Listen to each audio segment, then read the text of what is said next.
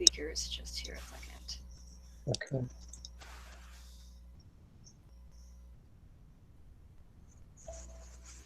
There we go. Should be able to hear you now. Can you hear me? Yes, yes. Now it's good. I can hear me. Turned down for me.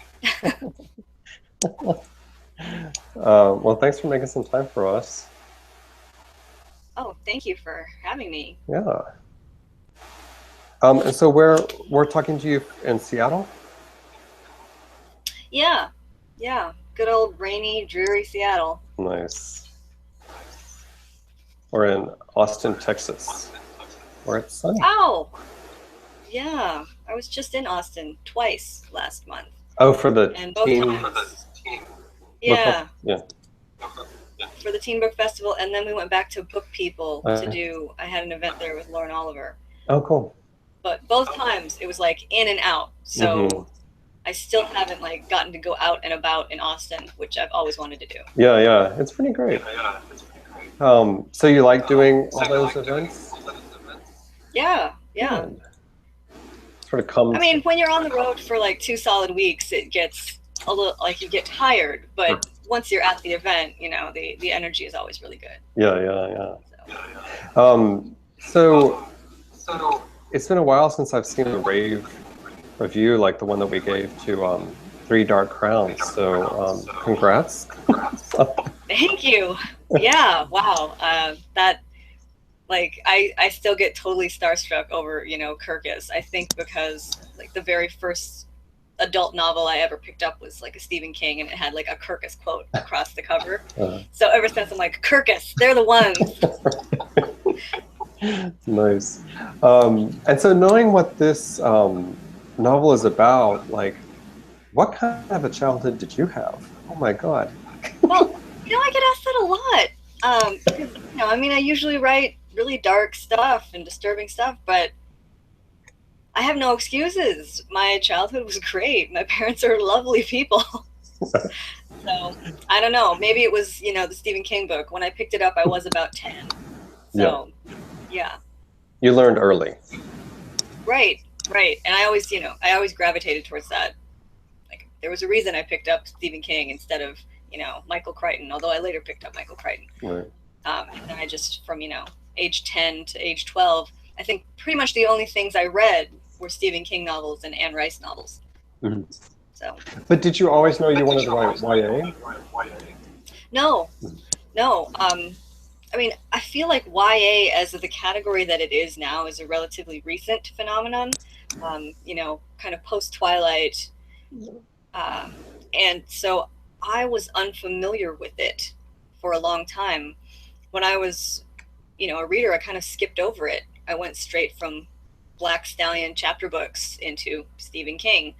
So, but when I started writing my first novel, Sleepwalk Society, which was with a really, really small press out of Georgia, they said when they published it, they're like, well, this is kind of crossover, you know, young adults. And I was like, what is this young adult thing? And then I kind of started looking into it. And since then, you know, the stories that called to me have always featured young protagonists. Yeah. And so was there a moment that you can, you know, a specific moment you can recall when the sort of, I guess, structure and architecture and ideas for this, for the Dark Crown series came to you? Actually, yes. Usually, no. Like with all my other novels, I kind of just have to like make stuff up because I don't remember where the idea came from and how it came together. But with Three Dark Crowns, I know exactly.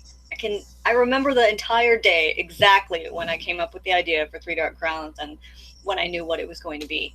So I was at a book event in the Dalles, Oregon in 2013. And it was a really cool event. It was like one of those indoor-outdoor events. They opened up the back lot and they had kids playing guitar and doing sketches and, you know, artists on the sidewalk. And they had a hot dog truck, which was very important because I could get like 5 Seattle dogs and they comped them all. But there was this swarm of bees in a tree right next to the hot dog truck. And I don't know if you've ever seen a bee swarm where they just kind of form a ball of themselves, just like hundreds and thousands of bees, just, you know, on top of each other. It was about the size of half a basketball, just stuck to the lowest fork of this tree. And everybody was afraid that the kids were going to get stung and we were all going to be killed. And but as luck would have it, there was a beekeeper at the event, and she said, "No, don't worry about it. They're swarming, and in the middle of that ball is their queen, and all they're concerned about is taking care of her. So as long as you don't like squirt them with water or poke them with sticks, they'll just stay in their ball. That's all they want to do." So, you know, the event went off without a hitch, but of course I was fascinated by this ball and this beekeeper with the secret knowledge of what was happening. I'm like, why is she in the middle of that ball? What is going on there? Why would you ever go, like, is that how she travels all the time? What a pain in the ass. So this poor woman, you know, answered my bee questions all day. And over the course of it, I learned that a queen bee will leave her hive for a number of reasons, sometimes to die, sometimes to start a new hive. But before she leaves the old hive, she'll lay about 4 or 5 queen eggs. And these new queen daughters, like, they'll hatch and then they'll like murder each other. One that survives, essentially the first one to hatch, you know, she gets to take over the old hive. And that was cool. And I'm like, yay, bees. And then as I was driving home, I just kept thinking about that and thinking about that. Like, nature, you know, brutal. And I really wanted to do it to people. And that was where the idea of the triplet queens who kill each other came from. And it kind of just pulled in with some different ideas I'd been tinkering with about poisoners and different magical powers. And they all just kind of, it just came together on the way home. Like as I was driving, it just, you know, there it was. Yeah, that's so amazing. But you know, this is going to be a series. So, you know, you're contracted to write however many books, and you're going to be spending a lot of time with these characters. So how did you know, how did it go from, you know, this literally a spark of an idea to, I know that I want to spend all this time with these characters? Well, I like to have about 2 years with my ideas before I trust them. You know, before I'm like, yes, this must be a book, because it's not going away and it just keeps enriching itself. So that was back in 2013. I didn't start writing Three Dark Crowns until late 2014. And by then, I'd had a lot of time to think about it. I'd been talking about it with my agent. By the time I sat down to write, I knew who the queens were. I always like to think about my characters in different situations until I feel like I know how they'll react to any given situation. But I mean, there is still the element of faith, you know, like I'm not exactly a plotter, and I certainly don't plot out multiple books down the road. So it's kind of like, you know, you're just like throwing words out and sticking them to the end of the bridge, and you just hope that you just have to hope that there's enough words there to get you to the other side, but you don't really know. And that's always scary. Yeah. But is there one of the sisters, you know, as a character that is your most favorite to write about? I thought it was going to be the naturalist. I thought it was going to be Queen Arsinoe, who is, you know, she's supposed to be able to make things grow and have little animal familiars. I really like to write animal characters. Spunky animal characters are a lot of fun for me. And I thought she's like the hardest underdog. So I thought, you know, I'm going to be with her. But as soon as I sat down to write and moved through all of the sister situations and all of their different cities with their elemental culture, the poisoner culture, it turned out that I didn't have a favorite. I enjoyed writing about them all. And I didn't want to form any particular allegiance to any one of them. So, but you have to kill off 2 of them. Well, I mean, yes, That's something. Bad things must happen to these girls, and I knew that. But I mean, I've killed characters before, and it's supposed to be sad. Right. So that was okay. Yeah. Nice. Well, on a separate note, I used to be the literary director of the Texas Book Festival before I became the editor of Kirkus. And I have this side job as the literary director of the San Antonio Book Festival, which is every April. It'll be April 8th next year. So I'd love to send you an invitation. Be your publicist. Austin gets all the like the cool hip reputation, and I love living here, but San Antonio is pretty great too. Yeah, I went to San Antonio when they had like ALA or TLA, probably. TLA there a few Yeah. years ago, and yeah, that's the city. Like it's on the river, right? Yeah. Like the San Antonio Riverwalk. It's really Yeah. nice. Yeah. And the Alamo. Yeah, which I didn't get to see. So yeah. Remember the Alamo.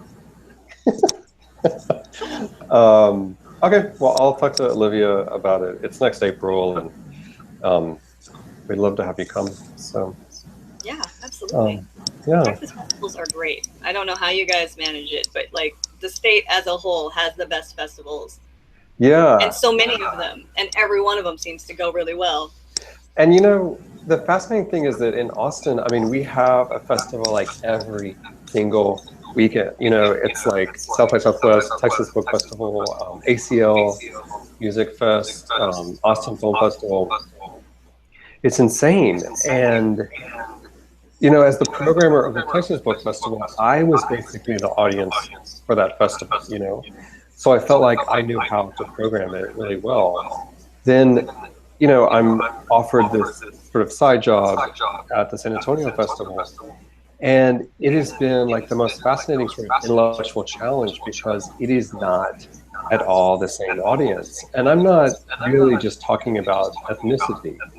You know, the money situation is different in San Antonio. There's a lower literacy rate. And so there's nothing like this festival in San Antonio. And so everyone is so like genuine and grateful to be there. Whereas in Austin, like we're a little jaded, you know, like sort of been there, done that kind of thing. So it's hard to have two jobs, but like the day of the festival is so beautiful because everybody there is just like so happy to have it. So it keeps me going. That helps. You know, it offsets the stress by being very rewarding. Yeah, totally. Okay, well, thank you for your time. Thank you. Congrats on the book. Thank you. It's great when we love a book and it does really well. Yeah.